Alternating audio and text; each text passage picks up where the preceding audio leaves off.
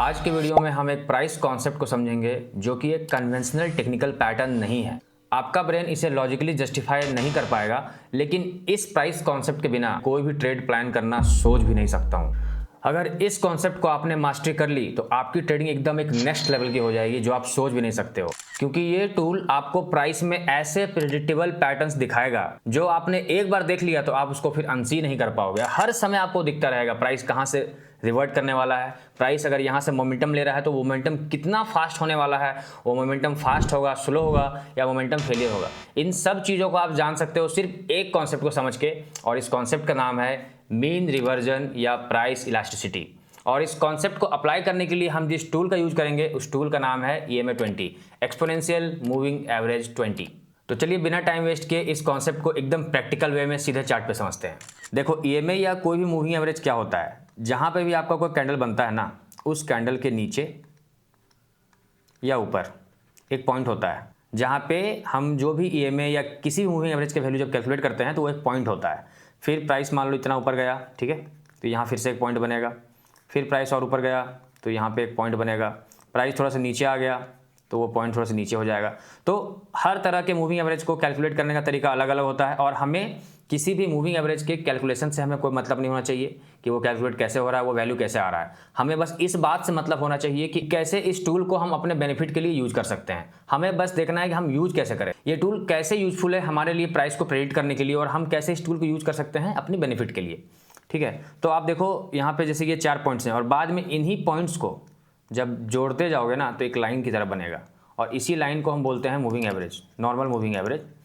जिस तरह का कैलकुलेशन होगा उस तरह का ये मूविंग एवरेज बनेगा। तो बहुत टाइप के मूविंग एवरेज होते हैं, जैसे SMA होता है एक सिंपल मूविंग एवरेज, EMA होता है एक्सपोनेंशियल मूविंग एवरेज, है ना, हमारा VWAP होता है तो ये भी एक मूविंग एवरेज ही है। तो different types of moving average होते हैं, बट जो मेरे एक्सपीरियंस के बेसिस पे सबसे ज़्यादा यूज्ड जो मूविंग एवरेज होता है, जिसमें रिबाउंड करने के लिए प्राइस बहुत ज़्यादा अट्रैक्टेड होता है, तो उस मूविंग एवरेज का नाम है EMA 20। इसमें 20 का मतलब क्या हुआ कि ये जो पॉइंट कैलकुलेट हुआ है ना, ये पॉइंट कैलकुलेट होगा उसके लिए पीछे के 20 कैंडल का एवरेज लगेगा। तो ये जो पॉइंट आएगा ना, ये लास्ट 20 कैंडल के ओपन हाई लो क्लोज में से किसी एक वैल्यू का, यूजुअली क्लोज का लोग लेते हैं, उन सारे वैल्यू के बेसिस पे ये पॉइंट आता है। ठीक है, फिर ये जब नेक्स्ट कैंडल आएगा तो इस नेक्स्ट कैंडल के लिए भी उसके पीछे के 20 कैंडल्स को लिया जाएगा। तो इस तरह से यहाँ पे बनता है कि EMA का वैल्यू निकलता है, या कोई भी मूविंग एवरेज का। तो हम सीख रहे हैं EMA 20 के बारे में, तो हमारे लिए जो ये वैल्यू निकलेगा वो निकलेगा लास्ट 20 कैंडल्स का एवरेज। और एक्सपोनेंशियल का मतलब कि जैसे जैसे प्राइस सामने आ रहा है, मतलब हम सामने वाले कैंडल्स को कैलकुलेट करेंगे तो सामने वाले कैंडल्स का वेटेज ज़्यादा होगा इस एवरेज को कैलकुलेट करने के लिए। तो ये तो है कैलकुलेशंस की बातें। अब हम देखते हैं कि इस मूविंग एवरेज को हम ऐड कैसे कर सकते हैं और इसको हम यूज कैसे कर सकते हैं अपने बेनिफिट के लिए। ठीक है, तो देखो ये कोलपाल का चार्ट है, और या कोई भी चार्ट आप ले लेना, उसमें ऐड कैसे करना है आपको इंडिकेटर सेक्शन में जाना है, ट्रेडिंग व्यू में, यहाँ पे लिखना है आपको मूविंग एवरेज, ये देखो, और आपको ये वाला चूज करना है मूविंग एवरेज एक्सपोनेंशियल। क्लिक करोगे ये यहाँ पर आ जाएगा, देखो ये ऐड हुआ। तो बाय डिफ़ॉल्ट में आपको जो मिलेगा ना वो EMA 9 होता है। तो यहाँ पे आपको सेटिंग्स पे जाना है और इनपुट्स में जाकर इसे कर देना है 20। स्टाइल अपने हिसाब से आप डिसाइड कर सकते हो कि कौन सा कलर का आपको वो कलर चाहिए, कौन सा कलर का आपको बैंड चाहिए। तो मेरे लिए यहाँ ब्लू है तो ब्लू है, मैं रहने दूंगा।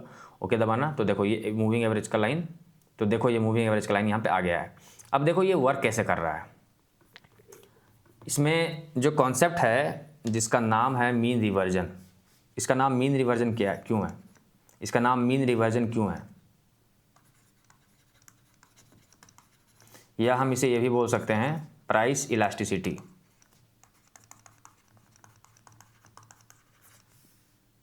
ठीक है, मीन रिवर्जन का मतलब ये होता है कि प्राइस जिस मीन पे चल रहा है, लाइक प्राइस का जो वैल्यू है ना, उस वैल्यू से प्राइस बढ़ने लगा, मतलब अपनी मीन से डाइवर्ट करने लगा, तो प्राइस जो है रिवर्ट करेगा। रिवर्जन का मतलब रिवर्ट करेगा, वापस से अपने मीन के पास आना चाहेगा। फिर अगर यहाँ से डाइवर्ट करने लग जाएगा तो फिर से अपने मीन के पास आने लग जाएगा। नीचे की तरफ डाइवर्ट करेगा तो फिर से अपने मीन के पास आने लगेगा। मतलब कि आप समझ लो एक इमेजिनरी, एक वर्चुअल लाइन है ना, ये इमेजिनरी है, कंप्लीटली वर्चुअल है, कि ये प्राइस का एक लाइन है, इमेजिनरी वर्चुअल लाइन है। जिस लाइन से ये ऊपर या नीचे जाता है तो इसको वापस से अट्रैक्शन होता है उस लाइन को वापस जाने के लिए। मतलब स्टेबिलिटी, प्राइस स्टेबिलिटी चाहता है, प्राइस चाहता है कि वो एक स्टेबल प्लेस पे, स्टेबल पोजीशन पे जाए।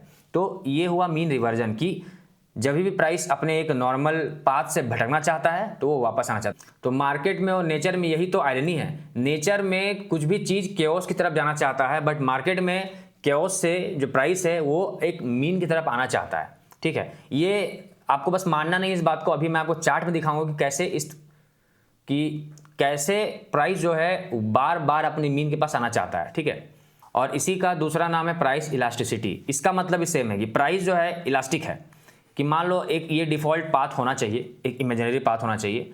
प्राइस यहाँ से ऊपर जाएगा तो इलास्टिक की तरफ फिर से खींचा चला आएगा, इलास्टिक की तरफ फिर से खींचा चला आएगा, जिधर भी प्राइस जाएगा वो खींचा चला आएगा इलास्टिक की तरफ। और इसीलिए इस कॉन्सेप्ट को आप याद रखो ध्यान से, ये जो मीन रिवर्जन या प्राइस इलास्टिसिटी का कॉन्सेप्ट है, इस कॉन्सेप्ट को हम अपने आने वाले सारे वीडियोज में, लगभग 90% से ज़्यादा वीडियोज में, हर वीडियो में इस कॉन्सेप्ट को यूज करने वाले हैं। और अभी तक आपने देखा होगा कि मैंने जितने भी स्टॉक्स के एनालिसिस किए हैं, उन हर स्टॉक्स में एक फैक्टर को मैं देखता हूं और बाकी फैक्टर्स को मैं इग्नोर भी कर सकता हूं, कि अगर प्राइस जो है ना ईएमए के सामने है तो ईएमए से दूर है या सामने है, उस बेसिस पे मैं डिसीजंस लेता हूं। आपने देखा होगा कि प्राइस, जैसे कि इस तरह का कॉन्सेप्ट जब बनता है कि ये ईएमए का लाइन है, प्राइस यहाँ पर है, तो मैं बोलता हूं कि ठीक है यहाँ पे हम बुलिश हो सकते हैं। ऐसा क्यों होता है, इस कॉन्सेप्ट को भी थोड़ा सा डिटेल में समझ लेते हैं, बस 2 मिनट का समय देके। देखो ये काम कैसे करता है। मैं जब बोलता हूं कि कभी भी कंसोलिडेशन में बाय करना चाहिए, ऐसा क्यों है। जैसे मान लो एक स्टॉक इस तरह का मूव बनाया, ठीक है, आप समझो, क्योंकि ये प्राइस ऊपर जा रहा है और ईएमए तो प्राइस से ही डिराइव होता है अल्टीमेटली, है ना। तो ये ईएमए का वैल्यू ऊपर जाएगा तो ईएमए का वैल्यू कुछ इस तरह से होने लग जाएगा। लेकिन जब प्राइस कंसोलिडेट करेगा ना, तो आप देखो ये सारे कैंडल्स यहीं पे क्लोज हो रहे हैं, ठीक है, इसी एरिया पे कहीं पे क्लोज हो रहा है। तो इसके कारण क्या होता है ना, धीरे धीरे ये जो एवरेज का जो पॉइंट है ना, जो आपका क्लोज के बेसिस पे ईएमए कैलकुलेट हो रहा है, तो ये पॉइंट आपका धीरे धीरे यहीं पे नीचे होने लग जाएगा, इसी के आसपास मानने लग जाएगा। तो ईएमए आपका इस तरह से फ्लैट हो जाता है। ठीक है, तो प्राइस जो है ईएमए के पास है, तो आप समझो प्राइस का क्या बिहेवियर है कि वो ईएमए के पास से जैसे ही दूर जाएगा, या जो भी हमारा मीन रिवर्जन पॉइंट है जिसको हमने माना है ईएमए 20 जो कि बेस्ट वर्क करता है, तो ईएमए 20 को हम मीन मानते हैं। तो उस मीन के बेसिस पे हमें देखना है कि प्राइस जो है उस मीन से कितना दूर जा रहा है। जैसे ही प्राइस उस मीन से दूर जाएगा ना, आपको डर होना चाहिए कि शायद प्राइस यहाँ पे वापस आ जाए। ठीक है, लेकिन जब प्राइस मीन के एकदम पास में हो तो आपको पता है अब मार्केट को देखो मार्केट को कुछ ना कुछ तो करना है। अब ईएमए के पास आ चुका है, प्राइस अपने मीन के पास आ चुका है, तो इसको यहाँ से कुछ तो करना पड़ेगा, ऊपर नीचे कहीं तो जाना पड़ेगा, क्योंकि मीन पे रह नहीं सकता है। प्राइस का सिंपल बिहेवियर है, वो मीन के पास आएगा, मीन से वो छिटक के बाहर जाएगा, फिर मीन पे वापस आएगा। बाहर जब जाता है प्राइस मीन से, तो आप ये गारंटी के साथ नहीं कह सकते हो कि वो बाहर से वापस कितने देर के बाद आएगा। उसको आना तय है, बट कितने देर के बाद आएगा इसकी गारंटी नहीं है। लेकिन प्राइस अगर मीन के पास है तो ये आप कह सकते हो कि अब ये मीन से दूर जा सकता है। अगर वो ट्रेंडिंग है स्टॉक्स तो मीन के दूर जा सकता है। तो ईएमए में आपको एक चीज़ और ध्यान रखना है खास करके, कि ईएमए में जब भी हम मीन रिवर्जन को देखेंगे ईएमए के थ्रू, तो आपको एक चीज़ का ध्यान रखना है कि देखना है कि वो स्टॉक जिस भी मार्केट पे आप कर रहे हो वो ट्रेंडिंग होना चाहिए, क्योंकि अगर ट्रेंडिंग नहीं है तो ईएमए वर्क नहीं करेगा। ठीक है, वापस से इस चार्ट पे आते हैं। तो यहाँ पे ये हमारा एक ईएमए का पार्ट है जहाँ पे प्राइस अब आ चुका है। अब देखो प्राइस को कुछ ना कुछ तो करना होगा ना, तो ये अब यहाँ से ईएमए से दूर जाएगा। तो इस जगह पे हम बाय पोजीशन बना सकते हैं। कैसे? क्योंकि हमें पता है कि अब मीन के पास आ गया है, तो प्राइस यहाँ से ऊपर की ओर या नीचे की ओर कहीं भी जाएगा, डिपेंडिंग ऑन द ट्रेंड, कि ट्रेंड कैसा चल रहा है। बाकी टॉप डाउन एनालिसिस के बेसिस पे हम देखेंगे कि प्राइस कहाँ जाना चाहता है, बट कहीं तो जाएगा। तो इस केस में मान लेते हैं कि प्राइस ऊपर की ओर जा रहा है। तो हमें ये नहीं पता है कि अगर प्राइस ऊपर की ओर जा रहा है तो कितना ऊपर जाके वो वापस आएगा, बट इतना पता है कि अगर इस जगह पे प्राइस है, मीन के पास है, तो मीन से वो प्राइस बाहर की ओर कहीं ना कहीं जरूर जाएगा। तो इसीलिए जब इस टाइप का सिनेरियो होता है ना कि ईएमए के पास में आपका प्राइस आ जाता है और यहाँ से फिर ये ऊपर निकलता है, तो आपको एक अच्छा कॉन्फिडेंस मिलता है कि अच्छा अब तो यहाँ से प्राइस ऊपर जा सकता है, क्योंकि कहीं ना कहीं तो उसको जाना है। बट आप इस जगह पे बाय का ट्रेड लोगे तो आपको हर एक मोमेंट एक डर सताता रहेगा कि क्या इतना ज़्यादा ईएमए से प्राइस दूर जा चुका है, क्या वो इलास्टिसिटी के लिए वापस आएगा। और आता भी है बहुत बार। प्राइस जब 2-3 कैंडल्स बना के ईएमए, जैसे मान लो कि ईएमए इतना दूर आ गया है, प्राइस यहाँ तक पहुँच गया है, तो इतना जब बड़ा गैप है ना, ईएमए उस गैप को भरना चाहता है। अभी चार्ट पे इसको दिखाऊंगा आपको डिटेल में कि कैसे इस गैप को फिल किया जाता है और आपको किन चीज़ों से सावधान रहना चाहिए। और आगे एक और वीडियो में लाऊंगा इसी ईएमए जस्ट मीन रिवर्जन के बेसिस पे मैं बताऊंगा आपको गोल्ड का चार्ट को डिस्कस करके, कि गोल्ड में अभी जो भी सिनेरियो चल रहा है, गोल्ड फॉल कर रहा है, उसमें क्या हो सकता है, ये सारा चीज़ आपको मैं बताऊंगा सिर्फ और सिर्फ इसी कॉन्सेप्ट के बेसिस पे। तो चैनल को सब्सक्राइब करके बेल आइकन दबा देना ताकि जब भी मैं नेक्स्ट वीडियो डालूँ गोल्ड पे, उस वीडियो के बारे में आपको सबसे पहले पता लग जाए। अब देखो ये है कोलपाल का मंथली चार्ट, ठीक है। थोड़ा चार्ट को समझते हैं। देखो प्राइस जो है इस जगह से लेते हैं, प्राइस जो है इस जगह से नीचे आया, ईएमए का पास था, ईएमए का पास यहाँ थोड़ा समय स्पेंड किया, यहाँ से ऊपर गया, तो जैसे ही ऊपर गया फिर से नीचे, फिर से ईएमए के पास आते ही फिर से ऊपर। अब आप एक बात समझो, अगर इस जगह पे कहीं पे या इस जगह पे जब वो ईएमए को छोड़ने वाला है, इस जगह पे आपको जो हमारे एग्जीक्यूशन सिस्टम्स हैं उसके बेसिस पे अगर आपको बुलिश साइड का ट्रेड मिलता है, जो अपने एग्जीक्यूशन सिस्टम्स हैं उसके बेसिस पे अगर इस जगह पे आपको बुलिश साइड का ट्रेड मिलता है तो इस जगह पे आपका कॉन्फिडेंस ज़्यादा होगा, या इस जगह पे अगर आपको बुलिश ट्रेड मिलता है तो आपको कॉन्फिडेंस ज़्यादा होगा। किस जगह पे होगा? इस जगह पे होना चाहिए, क्योंकि इस जगह पे अभी ईएमए के पास हमारा प्राइस है। अब जो है ईएमए को छोड़ के दूर जा रहा है, तो जैसे जैसे प्राइस ईएमए से दूर जाएगा आपको डर होना चाहिए कि अब वहाँ से वो रिवर्ट कर सकता है, रिवर्ट कर सकता है। बहुत सारे स्टॉक्स में आपने देखा होगा कि इस तरह से प्राइस चल रहा है, ठीक है, ईएमए ट्रेंड में है, एक पैराबोलिक मूव आ गया और ईएमए यहीं पर है। तो उन स्टॉक्स को देखकर उस समय पे आपको लगता होगा ओ माय गॉड, मैंने इतना बड़ा ट्रेड, इतने ज़्यादा पॉइंट्स को मैंने मिस कर दिया, बट अल्टीमेटली वो स्टॉक्स इस तरह का गिरते हैं और ईएमए के पास आ जाते हैं। कभी ना कभी ये होना ही है। तो इसमें जब भी आप राइड करोगे ना तो आपको डर सताएगा ही कि क्या वो ईएमए के पास रिवर्ट करके प्राइस आएगा, और बहुत बार 99% ऑफ द टाइम वो प्राइस ईएमए के पास आएगा ही आएगा। एक दो एग्जांपल और देख लेते हैं। जैसे आप निफ्टी का चार्ट देखो, मंथली चार्ट, ये जब इस जगह पे था, देखो ये लेवल है प्राइस का, इस जगह पे काफ़ी टाइम स्पेंड कर रहा है प्राइस, तो देखो ईएमए टाइम स्पेंड के साथ फ्लैट हो गया है। बट जब यहाँ से ईएमए के पास से प्राइस निकला तो यहाँ पे आपको कॉन्फिडेंस होना चाहिए, क्योंकि अब ईएमए के पास सट के जस्ट निकल रहा है, और जैसे जैसे ईएमए से दूर जाने लगे ना और ये ईएमए और प्राइस के बीच का गैप बढ़ने लगे, आपको डर होना चाहिए कि अब जो है प्राइस ईएमए के पास आ सकता है, जो कि यहाँ पे हुआ।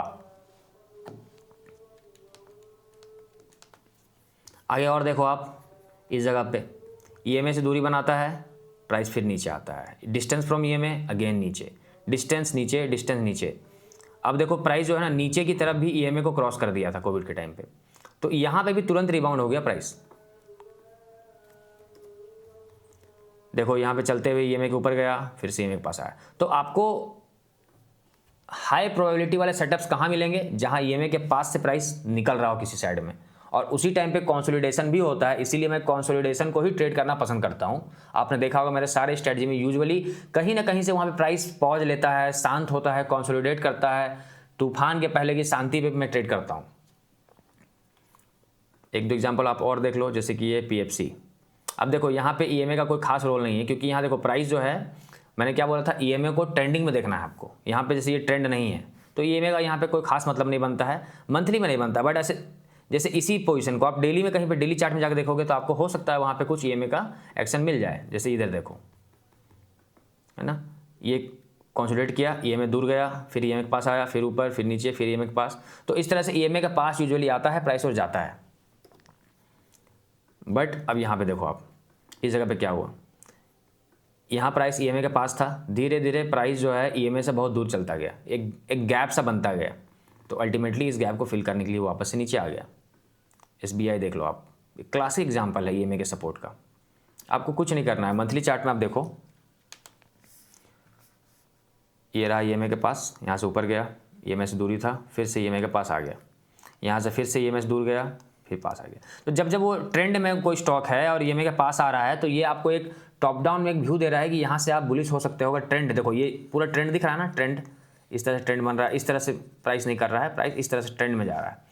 फिर से ईएमए के पास काफ़ी समय बिताया, कंसोलिडेशन हुआ, यहाँ से ब्रेक, ईएमए से दूरी हो गया, फिर से वापस आके कंसोलिडेट करके फिर से ब्रेक। और इसी के बेसिस पे हम ये बोल सकते हैं कि ये जो यहाँ से प्राइस नीचे से ऊपर अब जा रहा है ना एसबीआई में, ये देखो फिर से ये इतना ऊपर जा रहा है और ईएमए से दूरी मेंटेन कर लिया। तो इस जगह पे प्राइस देखो, इस जगह पे ये क्लोज था, ये ईएमए का दूरी था, इसलिए यहाँ पे ये रिवर्ट करने आ रहा है। तो इसीलिए हम ये फोरकास्ट कर सकते हैं कि हो सकता है ये ईएमए के पास आए और इस तरह से समय स्पेंड करके फिर से ऊपर जाए, या यहाँ पे अगर ट्रेंड चेंज होना होगा तो जो होगा यहाँ पे होगा।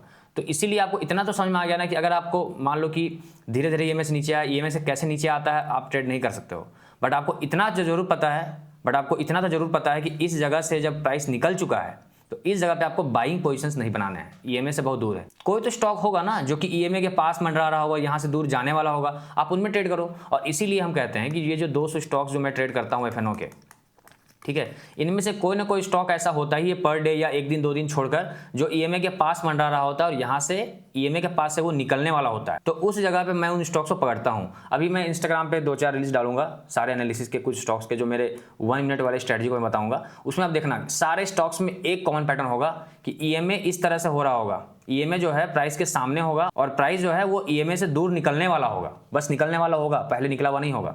ठीक है। तो इसी तरह के पैटर्न को आप जब ट्रेड करोगे तो इसी तरह के ब्रेकआउट्स सस्टेन करते हैं। ये बात आपको समझना बहुत ज़्यादा जरूरी है। हमारा ट्रेड प्रो का इंस्टाग्राम पे आप फॉलो कर लेना, उस पर स्ट्रेटजी के जो इसी तरह के स्ट्रेटजीज के ना रियल चार्ट्स का एनालिसिस वीडियो में डालते रहता हूँ। उस पर आप देखना ध्यान से कि किस तरह से हम इस ईएमए को यूज करते हैं, डिमांड सप्लाई को यूज करते हैं, टॉप डाउन एनालिसिस को यूज करते हैं। क्योंकि ये बहुत ही बारीक और छोटे छोटे कॉन्सेप्ट्स हैं, लेकिन इनको थोड़ा थोड़ा ध्यान से अगर आप बारीकियों से देखो तो इस जगह पे कहीं पे फंसने से, इस जगह पे कहीं फंसने से आप बच जाओगे। ठीक है। बस आपको करना ये है कि ये जो 200-300 स्टॉक्स हैं इनमें से आप फाइंड करो उन स्टॉक्स को जो ईएमए के पास है ना, जो बहुत ही प्राइस में शांति हो चुका है, ताकि अब जो केओस आने वाला उस केओस में आप राइड कर सको ट्रेंड को। ठीक है। और इन्हीं सब स्टॉक्स को, इन्हीं सब पैटर्न्स को ट्रैक करने के लिए जो मैंने एक सिस्टम बनाया है स्नैपर स्कैन, आप उसे चेकआउट भी कर सकते हो। ठीक है। इस लिंक पे आप चेकआउट कर सकते हो, लिंक को मैं डाल दूँ डिस्क्रिप्शन बॉक्स में। अब बस देखना कि किस तरह से आप स्कैनर सिस्टम को यूज कर सकते हो इन सब चीज़ों को ढूंढने के लिए। बट ऐसा बिल्कुल भी नहीं है कि इन चीज़ों को मैन्युअली नहीं किया जा सकता है। आप अपने स्टॉक्स का लिस्ट बनाओ, ध्यान से देखो, स्टॉक्स को मॉनिटर करते रहो, है ना। आप स्टॉक्स को मॉनिटर करोगे तो कोई ना कोई कभी ना कभी तो इलास्टिसिटी के पास आएगा, प्राइस ईएमए के पास होगा और वहाँ से एक अच्छे ट्रेंड के साथ वो निकलने वाला होगा।